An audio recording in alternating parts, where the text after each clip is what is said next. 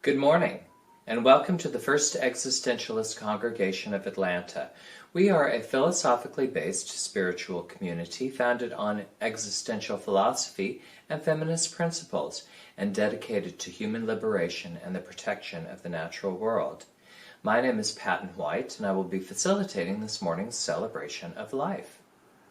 We make our spiritual home in the Old Stone Church, which was hand-built 100 years ago by the African-American Antioch East Baptist Church. We honor their labors of love and the powerful history of this special place. We acknowledge that our spiritual home stands on land forcibly taken from the Muskogee Creek people. We support justice and equality for all Indigenous people. Our opening words for today are a poem entitled November for Beginners, and it is a poem by Rita Dove. Snow would be the easy way out, that softening sky like a sigh of relief at finally being allowed to yield. No dice. We stack twigs for burning in glistening patches, but the rain won't give. So we wait, breeding mood, making music of decline. We sit down in the smell of the past and rise in a light that is already leaving. We ache in secret, memorizing a gloomy line or two of German. When spring comes, we promise to act the fool. Pour rain, sail wind with your cargo of zithers. Again, that is a poem, November for Beginners by Rita Dove. This morning we're going to go back a little bit in time to a recording that was done by Mary Howard and Bill Shelton of Walk in the Light. So please rise and body your spirit as you are willing and able to join in and walk in the light. We've had some nice songs about the light and lighthouse. Well, I have the song that I would like to sing today is Walk in the Light. The Quaker song about George Fox, and we'll just do it.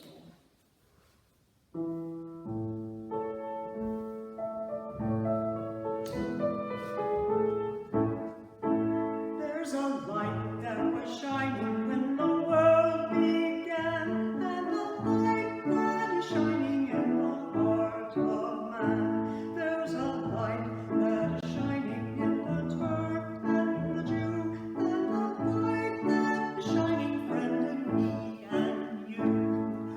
Walk in the light.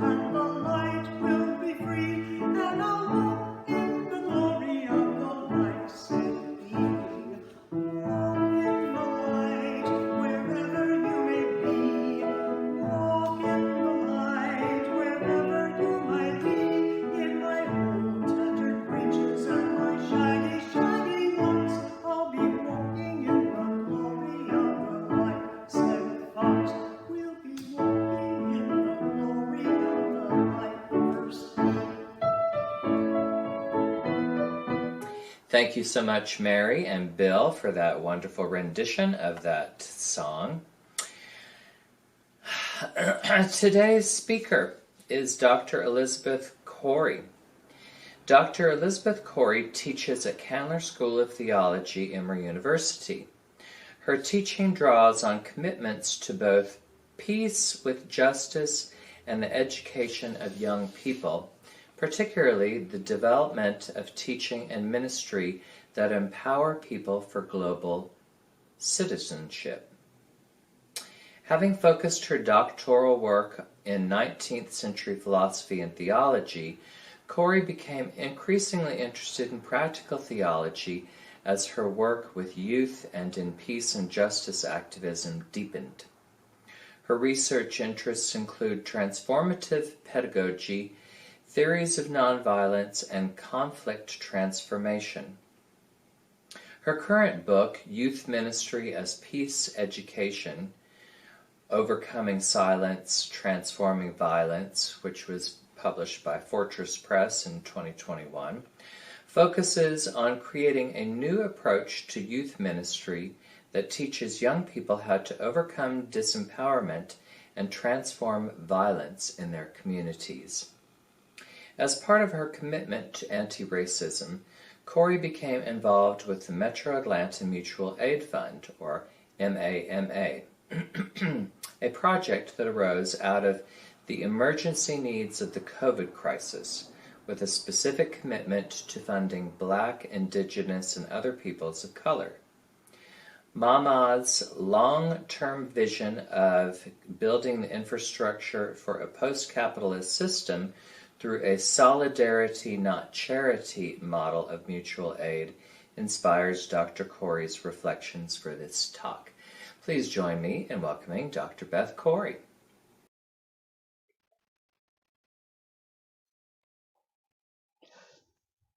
Good morning, First E community. I'm honored to have been invited to speak with you all this morning and to share some thoughts and questions I've been wrestling with for the past several months, in particular around the concept of mutual aid and what it means for those of us committed to racial and economic justice. My hope is that I can begin with my own journey, intellectual and spiritual, around this topic and how I came to be involved with the Metro Atlanta Mutual Aid Fund, or MAMA, then explain a little bit about what I've learned about mutual aid, and then end with an invitation for further reflection and conversation. I don't think it's hyperbole to speak of the past 20 months as apocalyptic. That is, if we choose to focus on its original meaning in the Greek, which is a time of unveiling or lifting the lid off. Yes, at times it has also felt like the end of the world as we know it, and indeed, the world as we knew it in February 2020 is likely unretrievable. But when I speak of this time as apocalyptic, what I really mean is that the COVID crisis has unveiled for us in a unique way just how dysfunctional and fragile our institutions and communities actually have become. In February 2020, it revealed how unprepared we as a country were to face a pandemic. In March 2020, it revealed just how unjust our economic system is, placing the lowest paid workers at the greatest risk for the virus and for losing their livelihoods. In April 2020, it revealed how easily our healthcare systems can be overwhelmed. And by May 2020, it revealed how systemic racism touches everything. From the inequality in overall health that led to more people of color getting sicker and dying more easily from COVID, to the inequality of how people of color were treated by health professionals, to the disparity in who is considered essential workers needed to shop for us, deliver goods for us, and generally keep things going out there while others could stay at home. And then, in the midst of so many people gasping for breath with COVID, while we were all stuck at home, glued to our televisions and phones, we watched a Black man gasp for breath for 9 minutes and 29 seconds under the knee of a white police officer. In the midst of this apocalyptic time, I did what many people like me tried to do. I tried to help. My first response to the COVID crisis, when I realized that I was one of the lucky ones, one of the ones who could easily pivot to working from home, whose paycheck was not going to be disruptive, and who nonetheless was going to receive a stimulus check I didn't really need, my response was to donate money. I gave first to food pantries because the need for food assistance was so great so quickly. When the Black Lives Matter protests heated up in the wake of George Floyd's murder, my next response was to try to find ways to support Black-led organizations. And it was during this moment that I discovered the Metro Atlanta Mutual Aid Fund, or MAMA. Now, the MAMA Fund was doing something a bit different, and this intrigued me. If you go to their website, their tagline is Rapid Response Now, Alternative Systems for the Future. What they mean by that is that they have organized to respond to the immediate emergency need for direct cash disbursements for the most marginalized folks in the Metro Atlanta area impacted by COVID, but with a long-term vision for building the infrastructure of something that can transform the unequal systems that have now so starkly been revealed to us as broken. The vision is based on a very old but often forgotten concept, mutual aid. What is mutual aid?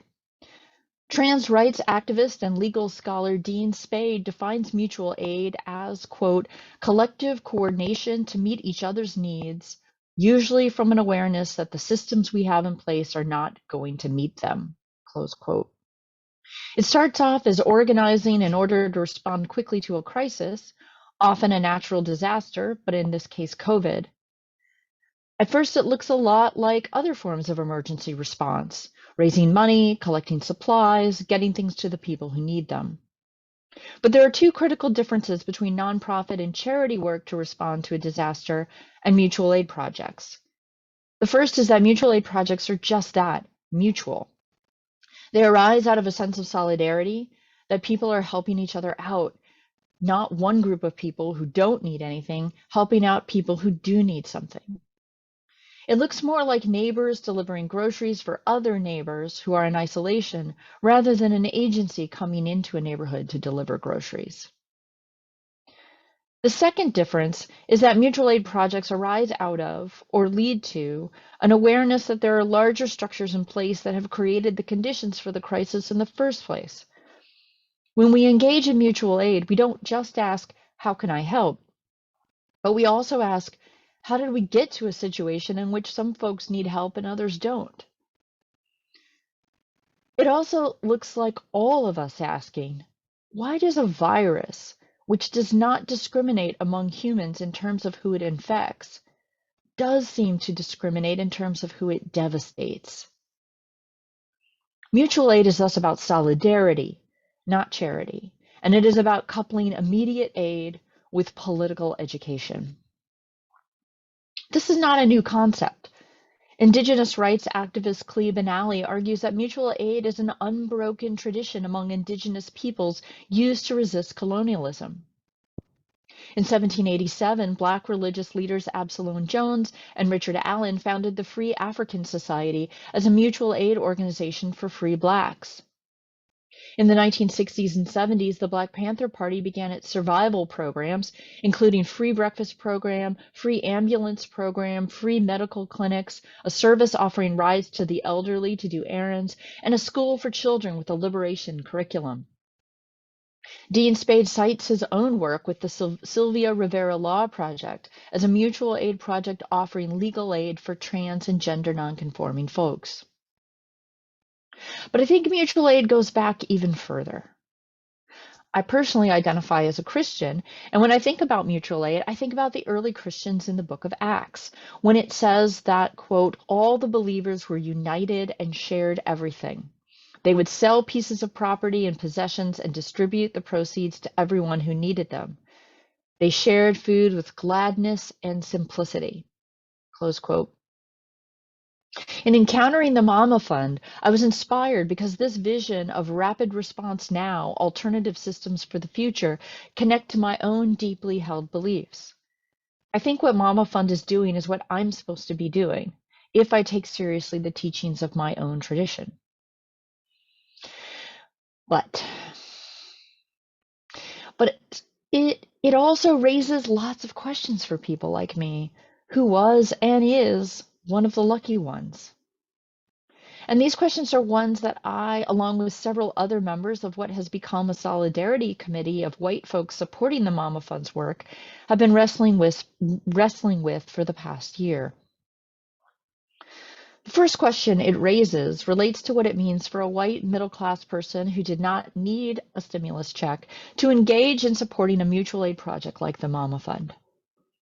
Do I need mutual aid? Mutual aid is supposed to be mutual.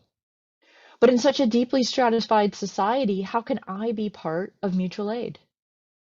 If I personally do not have an urgent need, what is my role in mutual aid? What is it that I need, if not money?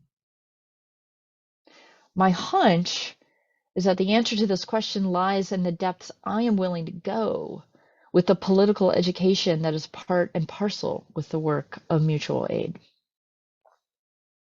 The second question it raises is what, and more importantly, how, am I supposed to contribute?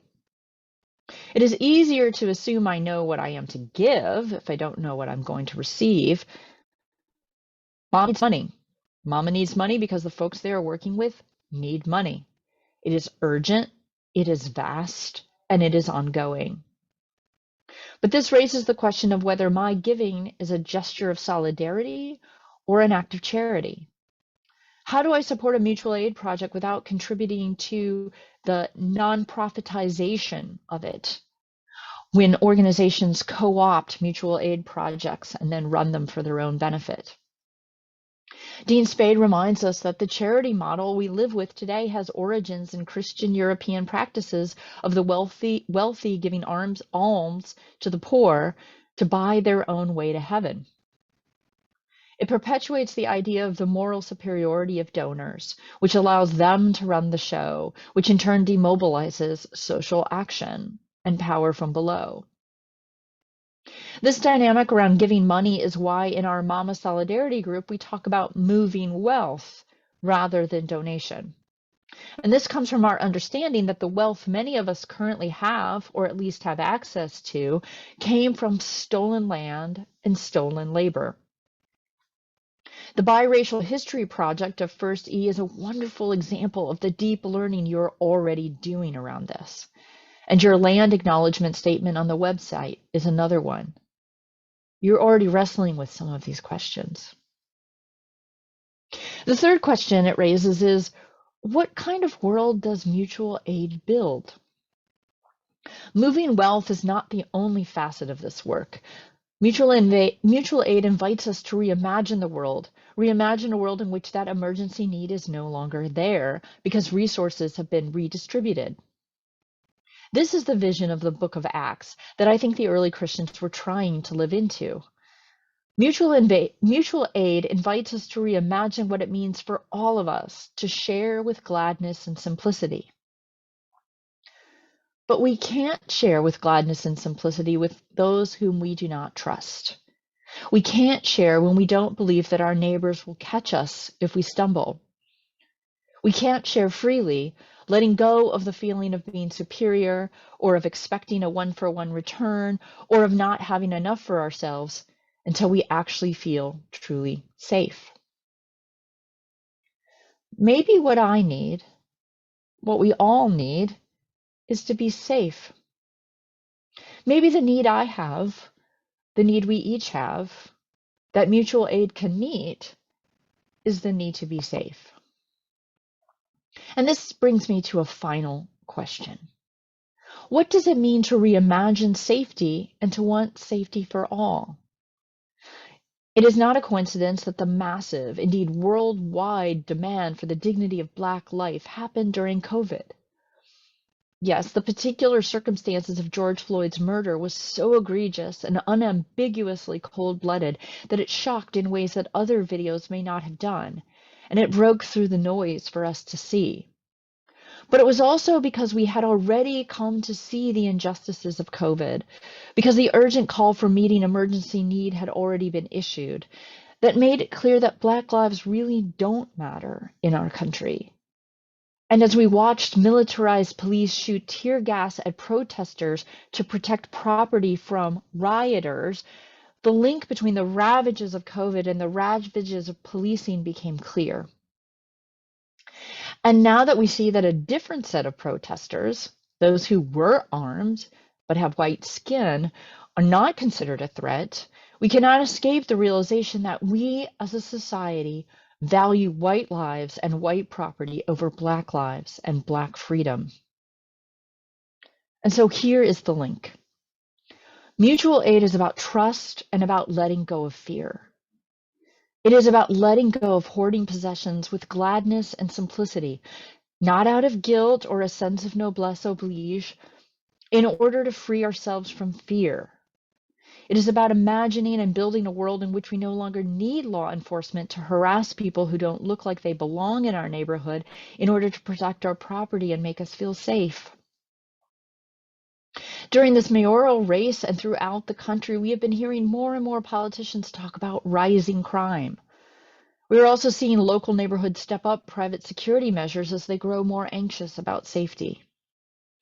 But shutting ourselves off from each other and securing our neighborhoods in ways that inevitably increase the targeting of people of color and make us all trust each other less is not the way to reduce crime. When I return to the questions I have about mutual aid and ask, what do I need? What can mutual aid give me? I know that while I don't need food or money, I do need to feel safe, because all humans need to feel safe, and that my safety is bound up with meeting everyone's needs for safety. So my final question, a question that I hope we can answer together, is what can we do to increase the safety of everyone? I have a few thoughts and would love to hear more from others. First, I think that those of us with generational wealth and access to resources should begin the process of moving some of that wealth to mutual aid projects that focus on peoples who have historically been denied access to wealth and are hardest hit by our ongoing pandemics of COVID and racism. I have a monthly recurring payment into the Mama Fund. What would it look like for us to support Mama or other mutual aid projects in order to support projects that are working to build an alternative future? Second, I think we can educate ourselves about alternatives to using policing to take care of our sense of safety. Since last summer, Atlantans have had access to the new 311 number to call as an alternative to calling the police when we see folks struggling with non-emergency situations, such as mental health crises, extreme poverty, and other quality of life concerns. By calling 311, we engage with the Policing Alternative and Diversion Initiative, or PAD, program. PAD takes these calls and sends out two-person response teams to help get people medical care, deal with financial entanglements, get help accessing official documents that make it possible to access other services, find emergency shelter, or ideally, long-term stable housing. More than 800 people have used this service so far, and the program has diverted nearly 300 arrests already this year. But the 311 program is understaffed and underfunded and is limited to the city of Atlanta. And the program can't and won't simply take care of problems by sweeping people off the street. So my third suggestion is that we dig even deeper into ourselves to wrestle with the many personal and systemic barriers that make it so difficult for us to build up communities of trust. Can we reach out to our neighbors, including our unhoused neighbors, so that we know each other better, develop relationships of trust, and learn to rely on each other more? How can we retrain ourselves to see that we are the solution to our own problems, that we can meet each other's needs for safety, so that we reduce our need to hire others to make our problems disappear? These are big questions. I've been wrestling with them for months now, and these ideas are so counter to the direction we are currently trending. Politicians are using the discussion of rising crime as a way to derail all efforts at reimagining how we go about addressing the many problems that we are facing. It is not so easy to talk about building alternative structures or imagine concrete steps in the opposite direction.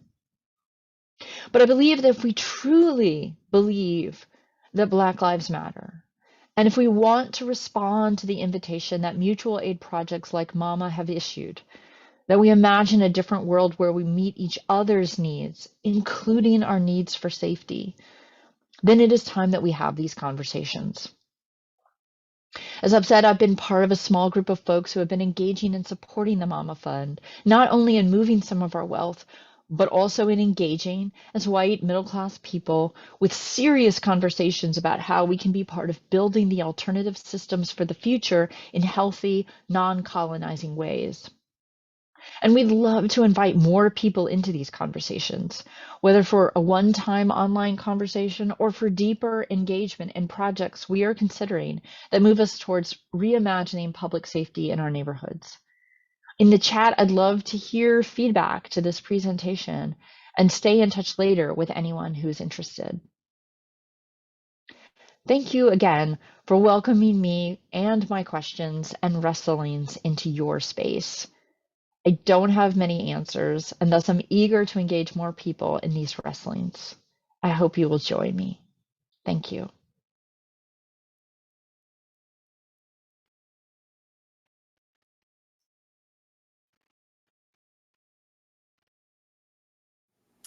Thank you so much, Dr. Corrie, for your words today. Please join us on Zoom immediately following this broadcast for our meet and greet, in which we will be discussing the topics that Dr. Corrie brought forth today, as well as sharing personal joys, sorrows, and concerns, and community announcements. You can find the link to the Zoom meeting in the chat section of today's broadcast. Next week, we will be joined again by Dr. Rob Baker with his talk, Constitutions, Founders, and Poets, the Unacknowledged Legislators of the World. And that will be next Sunday at 11 a.m. We hope to see you either on Zoom or next Sunday. Until then, we hope you have a wonderful rest of your day today, a great rest of the weekend, and the week ahead. Thanks for coming today. Bye-bye.